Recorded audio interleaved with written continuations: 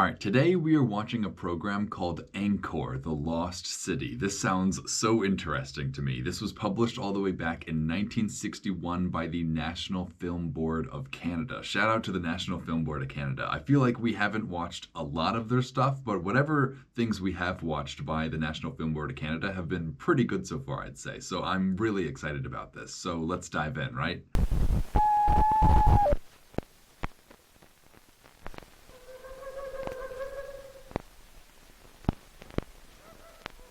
Dang, already I like the sound effects that we're listening to. These are like some jungle bird sound effects. And here we go. The National Film Board of Canada presents. This looks like the forest down below. The jungle is older than... A little bit of an audio mistake right there, but we'll keep going. I should say that the only thing I know about Angkor really is I listened to an episode of the Fall of Civilizations podcast, and there was one episode on Angkor, so I feel like I do know a little bit about this place, but not a whole lot. The jungle is older than man. It is pushed back to make way for his creations, but it is never conquered. That is, already I'm getting where they're going with this, because the ruins of Angkor and this whole civilization were definitely overgrown by the rainforest by the time they were rediscovered by Westerners, I guess, Western archaeologists. So we're trying to establish right here that the forest is older than man and it's going to conquer the ruins of old human civilizations. The jungle is silently waiting its moment to repossess. Silently waiting, that's kind of ironic considering the sound effects that I've just mentioned.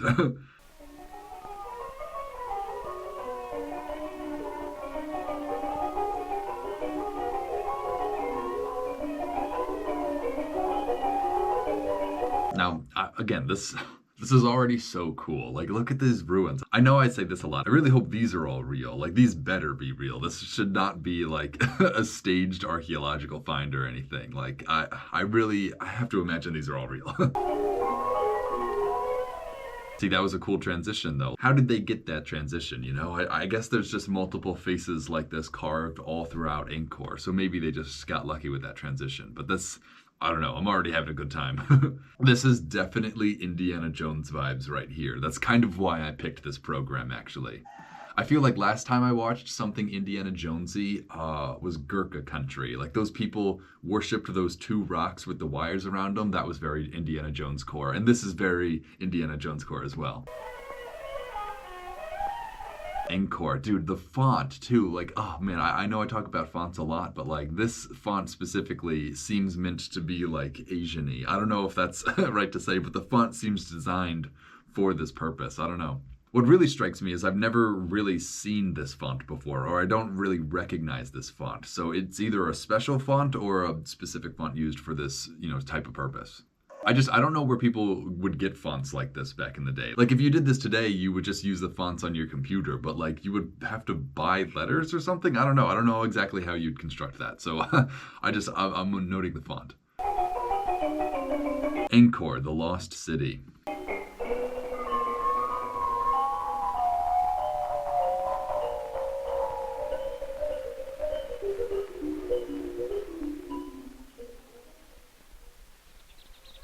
What the jungle has buried, man is slow to disinter. Disinter. I feel like that's another old phrase or old word. Inter is like already an old-timey word, but to disinter is to just dig up. What a interesting use of the English language. But in the tangled undergrowth of Southeast Asia, where the last was the only dwelling, Cambodian bushmen came to hack the shroud of vegetation from a mystery 5 centuries old.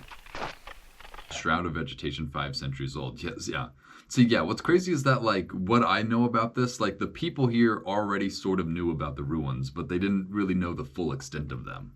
Was the strange report in 1860 by the French naturalist Henri Mouot to be believed? Oh, I feel like I learned about that guy, too. I feel like I recognize that name. Like, I actually am sort of familiar with this story now that I think about it. Was it true that here lay remains of a fabulous shrine? But what's awesome is I learned about this whole place through a podcast, so I had no visuals whatsoever. So I'm actually getting to see, like, the people clearing the forest for, like, the archaeological dig that's about to take place here. That's so nuts. I'm so happy that I get to watch this sort of stuff.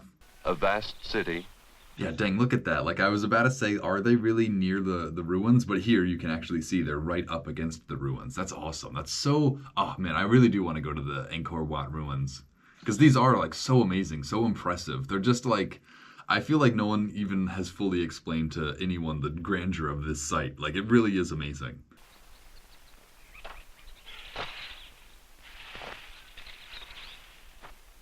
It was true. Here was the crumbling skeleton of a lost civilization. Lost civilization, yeah, right. I'm trying to think. I'm trying to think of what the civilization was even called because I feel like it did have a name, but I can't remember. I know that they were based around one lake, right? One lake in Southeast Asia is like their main, I don't know, source of like food, irrigation, all that sort of stuff. So I'm pretty sure that's what this is. I'm blanking on the name though. Obviously Angkor, right? Obviously Angkor is the name of the city or whatever, but I don't know if we have a name for the civilization that built Angkor. Maybe it is just the Angkor civilization. I don't know.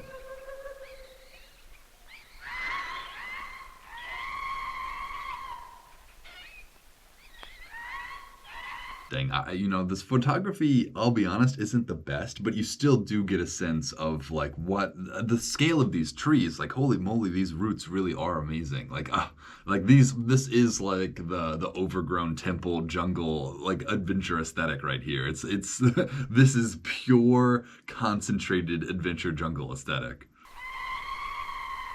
Oh man, yeah, like every single one of these shots. Like I don't even have anything to say about them besides like how awesome of a shot, how cool it is that like there are actual ginormous stone ruins in a rainforest somewhere, like just imagine walking upon this and seeing it for the first time. Like this is it's just so cool that this stuff exists. Like I know this isn't even interesting commentary. Every single shot is so fascinating to me. Yeah, this is such amazing photography right here. Even though black and white, it's hard to see everything. Like it really is still cool what we're getting to see. This is so cool. It's just like I have so many thoughts about this stone temple. Like what even am I looking at? Is this like a servant's quarters? Is this like a ritual place? Like what? I don't know. I have so many questions. And I don't even think we really have answers to all of them either. Dude, look at these trees. These must be like a special type of tree as well because trees don't really because tree roots don't regularly grow like that. This has to be a specific like rainforest tree root sort of growth. When had it been built? Why had it been abandoned to the beasts and the banyan trees? Banyan trees. That's what I was trying to think of. Yeah, the banyan trees. Banyan deer. Oh. Oh, and this is pretty close to India. That's funny. The banyan deer. I wonder if they have banyan deer in Cambodia. I wonder if anyone watching cares about that at all. And above all, who were the forgotten people that had inhabited it? The funny thing is, I supposedly also learned what caused the collapse of the Angkor civilization, but I don't quite remember. I think it's all going to come back as I watch this, of course. So let's just keep going. Dude, sometimes the sounds they play for this rainforest are like terrifying though. Like I hope that's not like a regular bird sound. Like that sounded like a scream. The Cambodians did not know. Legendary giants, some thought. The gods, others said. Yeah, that is like pretty notable is that the Cambodian people did genuinely not have the answers to a lot of the questions people had around these temples and stuff. Like that is wild to think how fast, like only 500 years or so, that this all could be forgotten. It's just like there was a civilization capable of building like vast monuments in the jungle, and they disappeared. And 500 years later, the people who lived there just didn't even know about them. That's so wild. History really does move like that. In 1907, archaeologists from France, like Henri Marchal, came to help solve the intriguing historical riddle.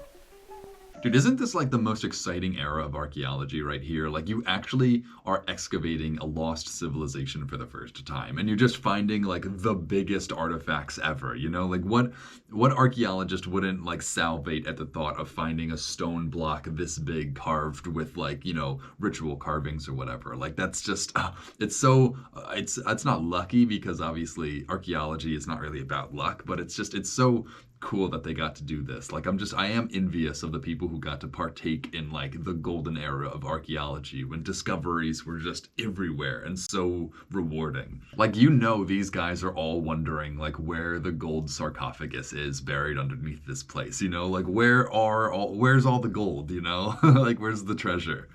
Like, this is the treasure. What they're unearthing or disinterring right now, that's the treasure right here. Like, this is, I would be so psyched about finding just this. I wouldn't even care about gold. One by one, the scrambled stones of the dead city were cleaned and studied. The stones had originally been ground to fit together without mortar. Dang, look how square all these blocks are. That is really impressive. Again, see, that's something that is visual that you can't really have explained, or you can learn through it through text, but it's so much nicer to learn how square their blocks were through visual senses. Apart from this, the Cambodians followed what must have been the methods of the original builders as they carefully raised them back into place. That's funny. I like that. That's kind of ironic that like they didn't really even have more advanced techniques or anything for construction than what the original people presumably used as well. I guess that's authentic, you know. But yeah, where did these huge stone temples come from? Because, you know, again, in my head, in order for you to build a stone temple, like, you need experience first. You need like an entire lifetime of building smaller stone temples to build something this big. So it seems like there should be so many of these things that lead up to this. Kind of like the pyramids, how there was like the step pyramid, the bent pyramid, and finally you get like the Great Pyramids of Giza. Like, there have to be other temples like this, and there definitely are. This is just, Angkor is the most famous one. It's so amazing that this civilization existed for so long and was so successful to store up within its like human memory the ability to build stuff like this. Thus began the painstaking labor of resurrection. See, that looks really good though. I'm honestly like very impressed that anyone was even able to reconstruct these to begin with. Like, I guess you had all the materials you needed and they were all cut perfectly, but just like finding them and piecing them together in a jungle, it just seems like a task. But I guess if it's like your national identity, your national heritage, then it's worth it.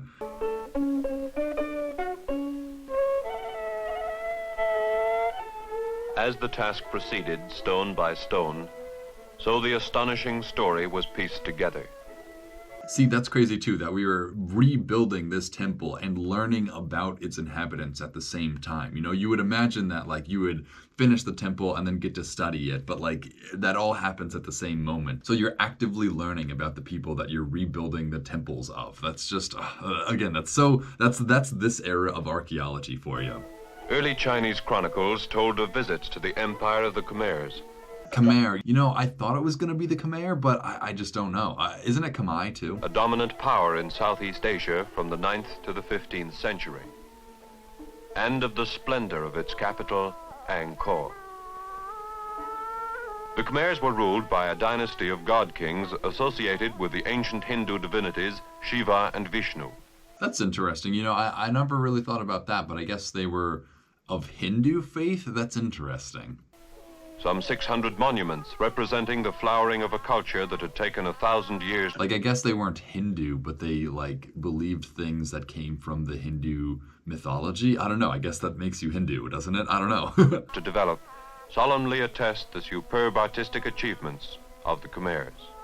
The superb artistic achievements of the Khmers. Yeah, that, you know, you can't say that is true. Like, this is very impressive, even on the scale of ancient civilizations, what they did. Like, really, to be honest, like, I don't know if there is a more impressive ancient site than Angkor Wat. Like, even the pyramids of Giza, I don't know if they're as impressive as Angkor Wat. Like, there's probably more other impressive ancient sites that I'm forgetting about, but Angkor Wat really feels like one of the top achievements of humankind. Just the fact that it's in the rainforest, too, makes it, like, doubly hard. And then it has so many ornate statues. See, that's the thing about the pyramids, is, like, it's just a bunch of, you know, cut square blocks stacked on top of each other. But there's actual, like, artistry here. No offense to the builders of the pyramids, but the true artistry that went into these temples also deserves recognition. I guess what makes the pyramids more impressive than this is that the pyramids are probably like 3,000 years older.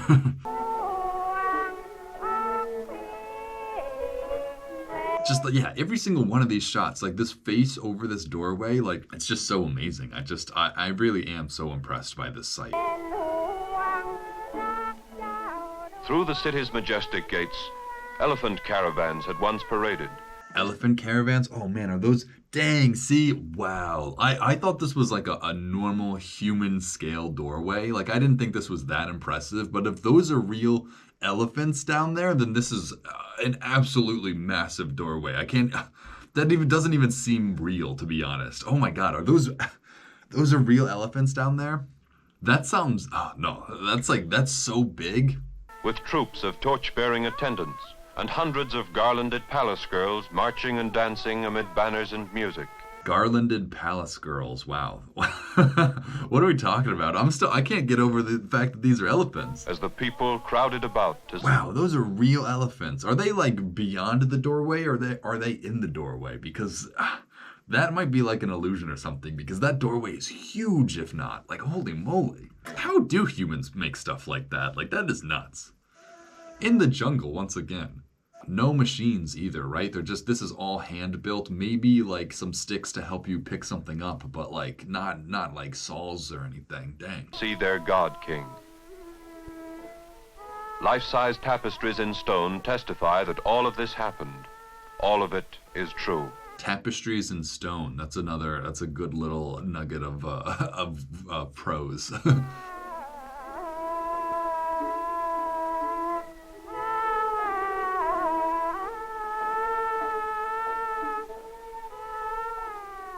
On the walls of the temples, inscriptions record that the Khmer people lived, that their pageantry was... Inscriptions wrote that the Khmer people lived. Yeah, you can assume that, but I think the writing says even more about the Khmer civilization. I feel like this definitely exemplifies just how advanced they were.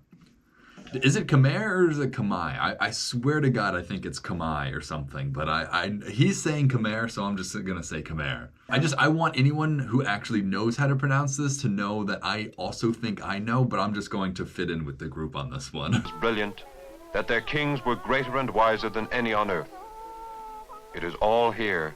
Do they still use this script? Is this like just the written language of the people of Cambodia, or is this like a specific like civilizational language that was lost when the civilization collapsed? Like I don't know that much. I'm curious though, because this is really intricate script. Like this looks like a full-fledged language that people could be speaking nowadays as well. So I don't know.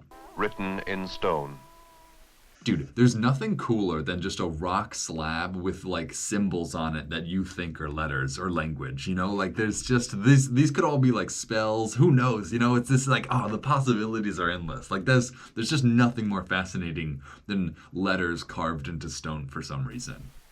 Merchant adventurers from India crossing the ocean to Southeast Asia in the centuries before the Christian era. Oh, that's interesting. Oh, that reminds me. All right, so I do understand the civilization a bit more because their main city, what was it, like Ayutthaya or something? It was right on the coast. It was like the Venice of Southeast Asia, wasn't it? Like I'm pretty sure I know that. And that's why, because Venice was a big trading city, so Ayutthaya, by extension, was also like a huge trading city. So that's probably where the Indian people arrived. But I'm so fascinated by the fact that it was Indian people arriving here who like jump-started this civilizational accomplishment. Let's keep learning though. This is an awesome map. This might be like the coolest map I've seen in one of these so far, because it's not just like empty or blank. Like it has all these cool illustrations all over it. This is real sick. Crossing the ocean to Southeast Asia in the centuries before the Christian era, had founded the kingdoms that preceded Angkor. That's interesting. All right, so Indian merchant adventurers founded the civilizations that preceded Angkor. That is really fascinating, to be honest. I didn't quite know if Southeast Asia was more Indian influenced or more Chinese civilization influenced, but by this it seems more Indian. If their temples in Angkor are to Hindu deities, then definitely Indian, I'd say. Angkor itself was established in the 9th century AD. The surrounding Ninth century. See, that's what's so crazy about Angkor to me, because Angkor feels as old as the pyramids or whatever, but it's definitely not. It's like thousands of years more advanced than the pyramids. So that's another important thing for me to keep in mind. It's crazy how recent this ancient civilization was, you know? Like, I guess there's a difference between, you know, ancient Egypt and ancient Angkor, but it's like, it's crazy how near that was to the present. Like, only, what, 500-600 years ago? That's nuts. territory was soon unified, and the power of the Khmer kings gradually extended over the entire region. Oh, cool. Now we're getting like an actual territory map. I love these sorts of maps. I guess it's pretty obvious that I love these sorts of maps, but like this is special. Oh, that's so funny. They couldn't figure out how to like bind the shape of the circle to the shape of the continent, so they just have it expanding circularly. That's funny. That's, you know, that's a very basic like graphics thing, a basic animation thing that like I understand that they didn't understand how to do that. For 600 years, under a succession of over 30 rulers, and where 5 sovereign states may be found today, the empire of the Khmers flourished in opulence. Dude, this is such a sick map. They keep flipping between different like textures too. So we're getting like, now we have like forest, mountains on this map. I'm enjoying this. But also let's take a look at these names. So we got Burma up here instead of Myanmar. That's to be expected. Then we got North Vietnam and South Vietnam, which again, very indicative of the time period that this was made in. The China Sea, I like that though. The China Sea, not the South China Sea, just the China Sea. I bet China would love that name. I love the font of these too. Seems like the same font, but kind of a different font than the beginning. I don't know. Definitely a very East Asian font. That's funny. That's funny how Angkor might be more related to like Hindu Indian history than Chinese, but the font they use for Angkor is definitely more like East Asian inspired than Indian inspired. At least that's how I read it. So that's funny. That resounded throughout the Eastern world. Here they shaped the fragile vessel of civilization, pushing back the jungle to create the artistic wonders of the Orient in the temples and monuments of their capital, Angkor. Artistic wonders of the Orient. See, that's another, you know, antiquated term right there, the Orient. That's honestly, I'm a little surprised I haven't heard that term sooner, you know. No less remarkable were their feats of... Dude, look at this. This is an awesome illustration too. This is like this is so much. This is so good. I'm so glad that we're getting to see like a sketch of like what the city of Angkor looked like. This is awesome. I don't know where these drawings are, but I would love to frame these and hang these up in my house somewhere. These are so sick. Oh, and you can see the lake too. I don't know if this is the lake that I was talking about, but there was a lake that was like central to this civilization, I swear.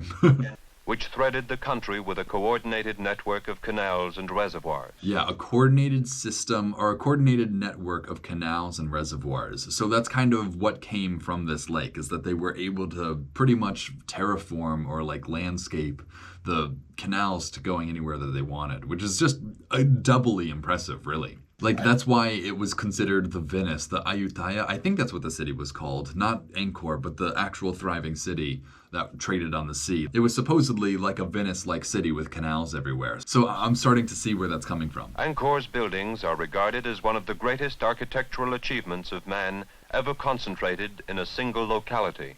Yeah, you know, I'd agree with that. With an area about that of Manhattan or the city of London. Dang, area of Manhattan? Are you serious? I didn't know that. I thought it was like a football field or something. Dang, the area of Manhattan? So that was like a full-fledged city then. That's crazy. I guess I should have expected that this city was the size of a city, but like, am I the only one who's surprised by that information? It was a metropolis of unparalleled splendor, a city unsurpassed in all history. Yeah, honestly, like, comparatively to everything that came before this city, like, I can't imagine or can't even come up with a city that would have been better than this. Like, this really must have been, like, the shining city upon a hill for a time in human history. That's crazy. But, you know, that's what I was going to say. So, the reason I know about Ayutthaya, or however you say it, or whatever it is is because it was very briefly the most populous city in the world. I made a series of videos, 2 videos, a very long time ago about the biggest cities on Earth, or the timeline of the biggest cities on Earth. And for like one instant in human history, the big main city of the Angkor civilization, the Khmer, was like the biggest city on Earth. So that's how I know about it. So that's very fascinating. I guess that informs this city plan that we're looking at here. Just understanding that this was a place that had a lot of people living in it as well. Like, it's easy to assume that this rainforest jungle was just like uninhabited. And to be honest, most of Cambodia today is rather uninhabited. But back then, clearly, this was a hub for people. So it's important to understand that. Its supreme masterpiece was Angkor Wat, the city. Angkor Wat, that's funny. That's funny how they're saying it in like a more culturally sensitive way, I guess. I guess the way I've been saying it is just like the base, dumb English way, Angkor Wat. But I guess Wat is how they would say it, or at least how the people from this time period would say it. The temple. Built in the 12th century, it is a contemporary of Lincoln Cathedral. The 12th century. It's a contemporary of Lincoln Cathedral. Wow, I didn't know that either. So Lincoln Cathedral, was that England? Probably. 12th century. So that's the 1300s? Wow. That is like 700 years ago. Wow. That's not that long ago. That is crazy that it's contemporaneous with the Lincoln Church. That's wild. In England and Notre Dame in Paris. But it is more ambitious than these. Oh, it's in Paris, not England? Oh, well. Angkor Wat is said to be the finest religious building in the East and the largest ever constructed by man. Again, I really have no arguments with that. Like, the finest building of the East, yeah, fair. That's like, I have nothing to argue. Maybe there's others. That's the thing, is like there are some other truly amazing temples in this part of the world. So I can imagine somebody from this area maybe disputing that, but me, no. This is the coolest building I've seen from this part of the world for sure. Like, I don't know if this beats the Taj Mahal for me, because the Taj Mahal is like more perfect, but it's more recent as well. So this might be more impressive, because this is like a whole city of temples. Like, yeah, this is definitely more impressive now that I think about it.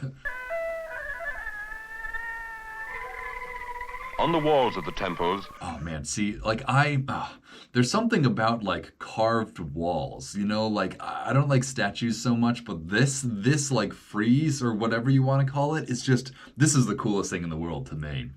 Oh, and I love those trees. Wow. See, like, a lot of like ancient civilizations have like friezes or carved walls like this, but I have never really seen them depict nature so much in their friezes. Like, I guess it makes sense, right? These temples were surrounded by rainforest, so it makes sense that these people depicted their environment. It's so cool to see nature depicted through this. Like, think about ancient Egyptian carvings, right? There's very little nature. There is some around the Nile River, but there's no trees. There's no forest depicted in Egyptian hieroglyphs the way that there is in these hieroglyphs or these carvings or whatever you want to call them. Like, it's so cool to get to see like a brimming environment carved into stone like this. Like, and it definitely reveals something about the people who carved it as well, that they were still aware and, and they found the nature worthy of, being hewn into stone. It gives you a glimpse into the mindset of these people.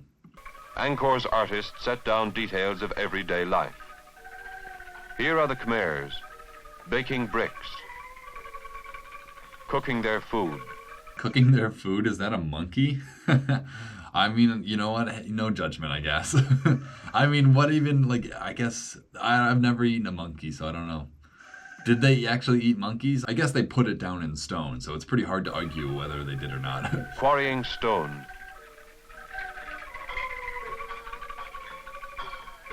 Dude, those literally look like the Sankara stones from Indiana Jones right there. Like, I don't know. I'm deep in the Indiana Jones core at this point.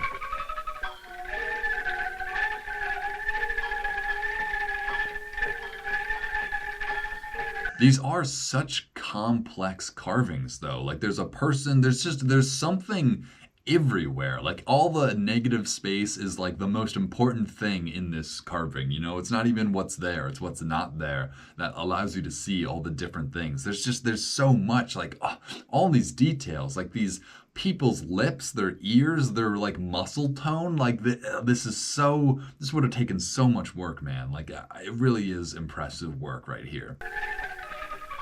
This is the way they lived. Like, do you plan this? How do you even like go about creating something like this? I don't know. Like, I really, really, yeah, props to the artist on this one. Pondering over their parlor games. Parlor games. You see, I love that detail. I love that like somebody thought that was so worthy of being carved into like a stone temple, you know? Matching their dogs and gamecocks to fight. See, that's so funny because, yeah, there is no other way to interpret this carving besides they're making their dogs fight each other. Like, that's crazy.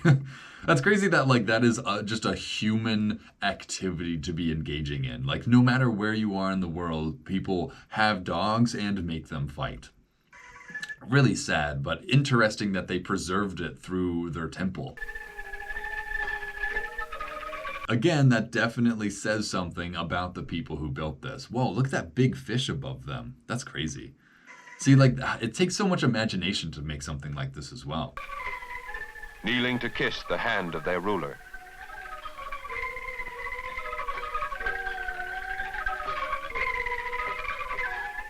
Here you may see them casting their nets for fish.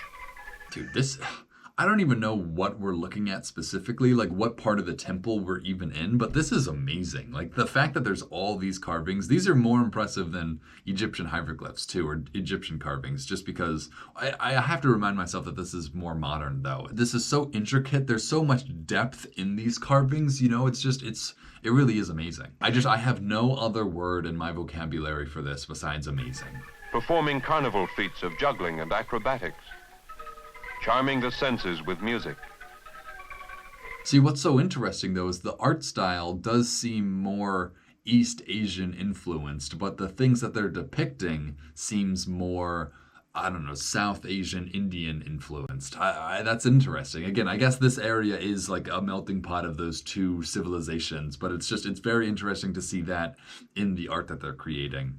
Dancing. Like those faces, that's 100%. Maybe not. I don't know. This just feels very East Asian to me. I don't know though. To be honest, this does also sort of look Indian. It's a fascinating blend, I guess. There is no Asian or Indian in this context. There's only Khmer. And that's fascinating that the Khmer were like a perfect blend between, you know, Asian and South Asian. And dancing in honor of their gods. This is what they did. This is how it was. Dang, I'm starting to get reminded of the Jain temples a little looking at this. Oh wow, they actually got some performers. See, that's what I'm so curious about in these. Like, did they have to hire these people?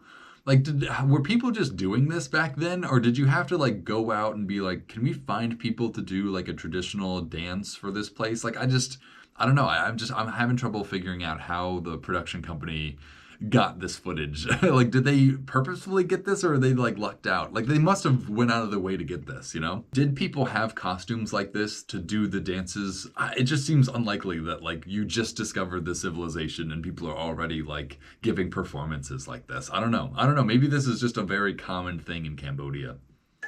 That's where we are, right? We're in Cambodia? Yeah, I think so.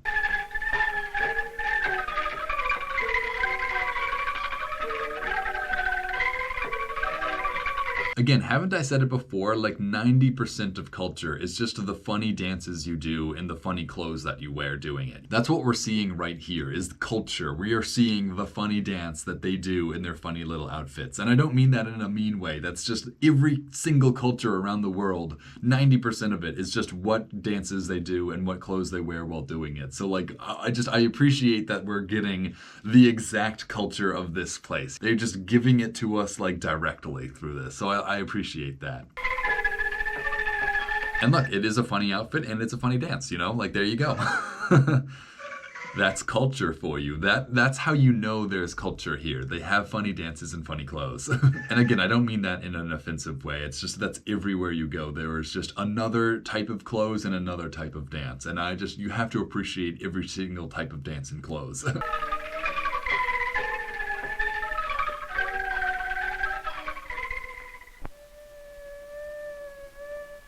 Dude, see, like, these carvings look like Mayan to me. That's what's so crazy is that, like, humans do have different art styles, but, like, the human hand does have the same features. So human art, a lot of the times, does look human, I guess. It looks like a Mayan person could have made this as well. It's just, like, it's very fascinating how human culture is like that, or human art really is like that. You do end up making art that is similar to other people's art that you've never even seen before.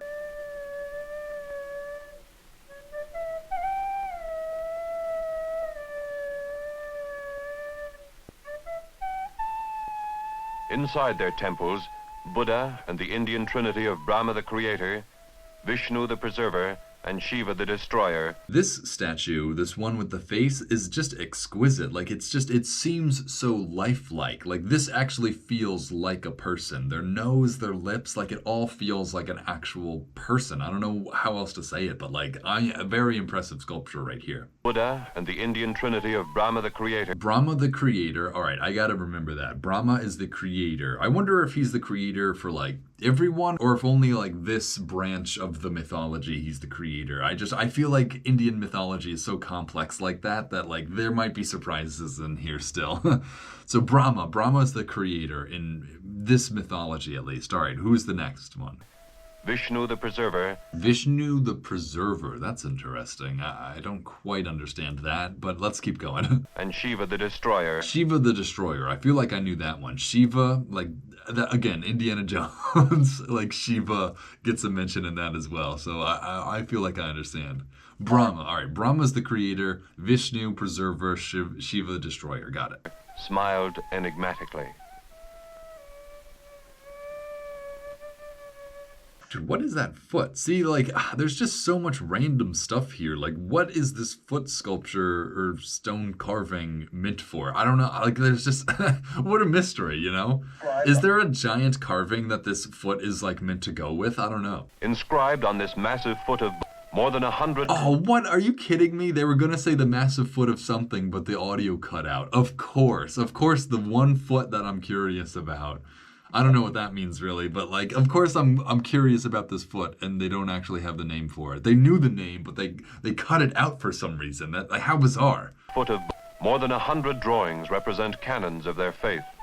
Canons of their faith. So wow, so they made, all right, so that's interesting. This foot wasn't for a sculpture. This foot was just a standalone foot, I guess, that they made so that they could carve parts of their stories into it. That's weird. That's weird how they made it into a foot first so that they could carve stories into it. I don't know the significance of it being a foot, but I bet there is one. And again, I don't want to continue the comparisons to the Maya, again, because I don't even think this is the Maya, but this thing in the center, this circle, looks like one of those, like, Mayan, you know, calendars or whatever that aren't actually Mayan. They're like Aztec or whatever, but, like, it looks like one of those is all I'm trying to say.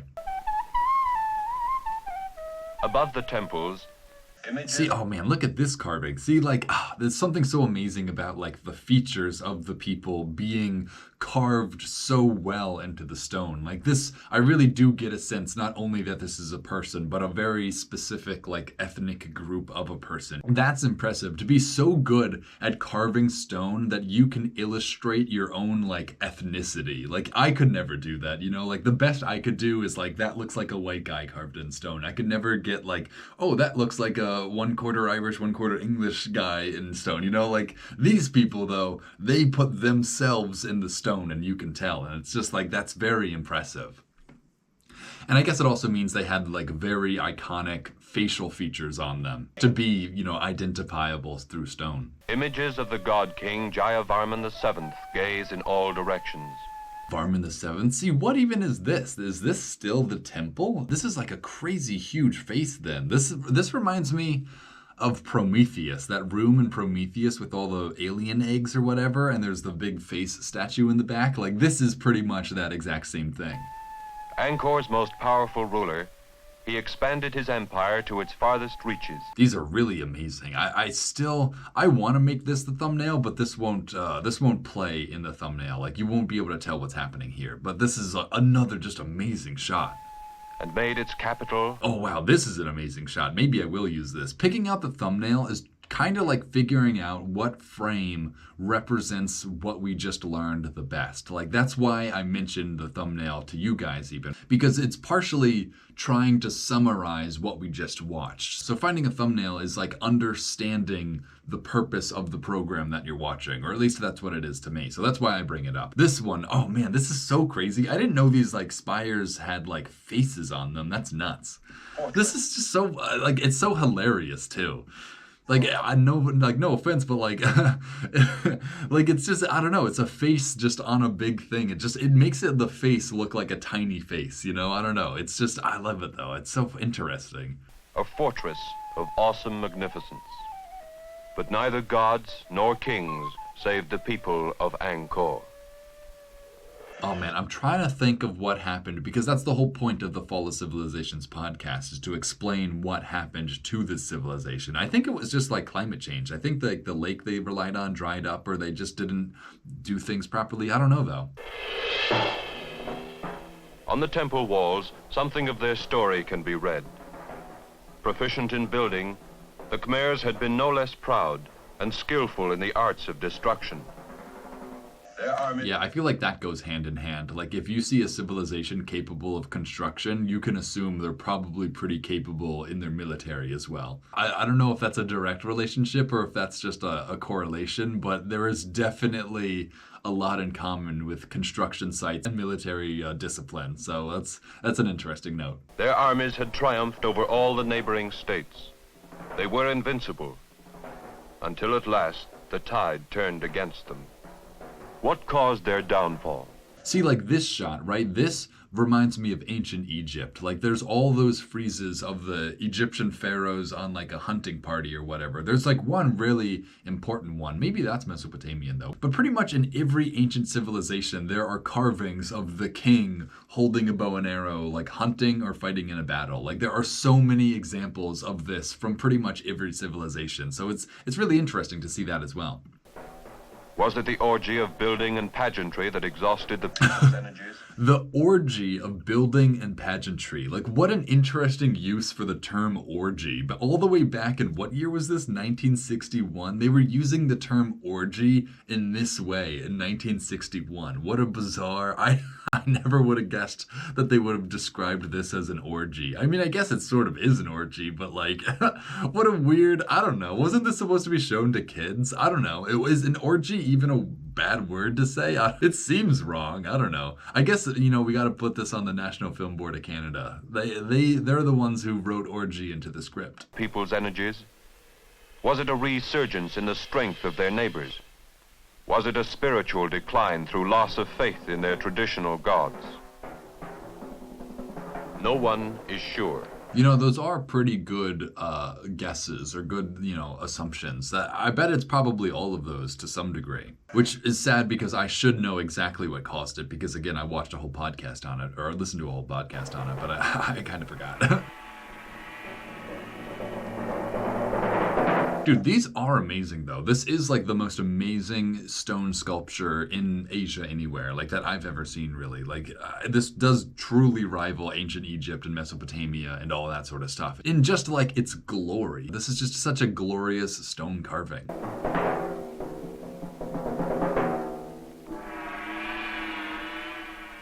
But finally, Angkor itself was sacked and plundered. Hang on, I'm trying to figure out what the story is here because now this cow is on top of these people. Whatever. I guess this is the orgy right here. This is just human shapes all over the place, flung in every direction. Very much orgy on this shot. Its people fled, never to return. Interesting. So yeah, the cities fell, they were invaded, and the people fled back into the rainforest. I feel like I remember that. The people would just like evaporate into the forest and just like go back to wherever they came from, I guess. Well, I don't know. I guess they came from here, but like I think that yeah, the civilization just like evaporated. Their civilization died. The jungle advanced to bury their achievements.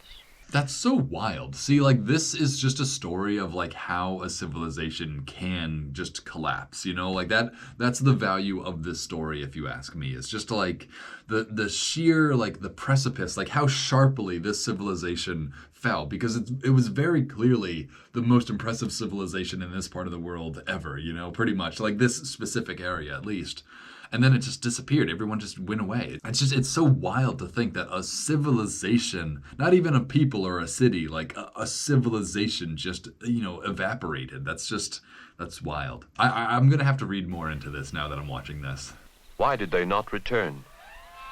How could they allow... Well, what's crazy is, all right, so I'm pretty sure we actually do have answers to the questions that they're positing in this, but they don't. At this time, at the time that they were recording this, I don't think they had answers. But we're getting to see the questions that people who actually excavated these artifacts had, which is very interesting. I don't actually know the answers, but I'm pretty sure that, we know the answers. So it's interesting to hear them not knowing the answers, How could they allow so much to perish? These are the final mysteries of Angkor. Its stones cannot speak of what they have known.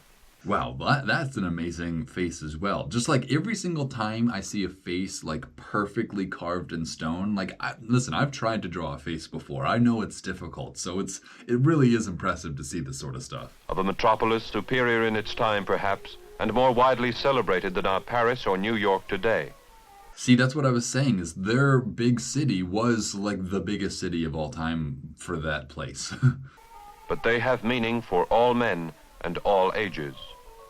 Yeah, I feel like this is a story for all other civilizations. This isn't just a story about, Southeast Asia. This is a story about humankind and the struggle against themselves and nature, pretty much.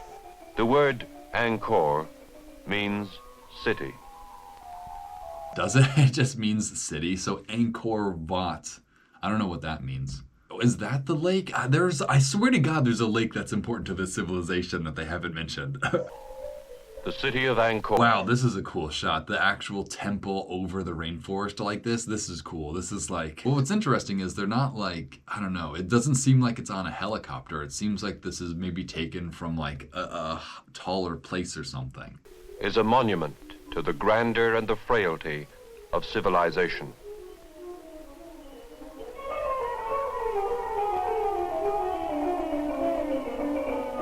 Oh, that was the end. I didn't realize.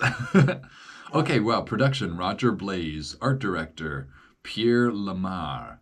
Location direction, Morton Parker. So Morton Parker must have been in these ruins with us, right? Photography, Don Wilder, Roger Muride, and Roy Nolan. Interesting. So these guys must have been in the temple. They were the guys behind the camera. That's interesting. This must have been a very fun work trip. I would have loved being the cameraman for this sort of production. Just going anywhere and filming temples and stuff. That's so cool.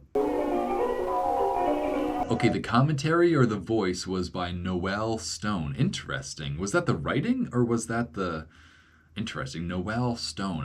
Noel to me is a girl name, but I'm pretty sure that was a man. Sound editing, Carl Duplessis and Joan Edward. Re-recording, George Kroll. Oh, okay, so maybe we were listening to George Kroll, but this was originally supposed to be narrated by Noel Stone. Oh. Executive producer, Nicholas Bala. Yeah, all right. And Angkor, the end. Produced by the National Film Board of Canada. Awesome. All right, so that was Angkor, the Lost City. So I feel like that was pretty much exactly what I expected, and I think that's why I'm so satisfied, because we got to see some really cool shots of old temples. We got to learn a little bit about the civilization. Honestly, yeah, that's the weak part for me, is we didn't actually get an assessment or a summary on what the civilization really even was. I mean, I guess we sort of did. It's just I'm just so curious about it, it's so amazing to see what they accomplished that I want to know more about them because of what they were able to do, they clearly deserved understanding based on what they were able to build. They were a complex society, and as a result, I think they are entitled to us learning about them. It's so fascinating. I do really wish I knew more from this. Obviously this was good. This had just about as much information as the people working at it on the time knew. That's what I have to remind myself, is this did include pretty much all the information the people knew at the time. It's just only after the fact that we have any more information on these temples. So I guess The program itself did a really good job of including as much information as they think they had available to them. But that's just, again, that's not all the information that exists now. So I guess I've had my curiosity stroked by this. Like I want to learn more now as a result of this. So there's nothing else to say other than this was a really good educational program that got me even more interested in the subject material than I otherwise would have been. So very good, very good. I'm very happy with this watch. I think this is just some of the coolest stuff on Earth, really. And we're just so lucky to get to watch it. Do I have any other thoughts? I really do think that we should think of the Khmer civilization as like equal or on par with other civilizations. I feel like a lot of people, at least here in America and the West, like don't really think of this civilization as like one of the great ancient civilizations. You know, everyone thinks about ancient Egypt, ancient, Mesopotamia, the Indus Valley civilization, even ancient China we recognize as being like one of the greats. But this one, like, I don't feel like people appreciate the Khmer civilization or the Khmer civilization quite enough. So I really just, if there's one takeaway that I want all of you to have, it's that this was like one of the great ancient civilizations, or at least one of the most impressive ones ever. I don't know. Like that seems wrong to say because there are so many others that were also great. It's just like we really need to appreciate how great this one specifically was. And that's what this video is about. So I hope you guys enjoyed, and if you did and you would like to help support me and this channel, you can follow the link in the description that'll take you over to the Internet Archive. The Internet Archive is where I get all these old programs from, so if you want to support me, donate to them. And with that, I think we are ready to cut to black.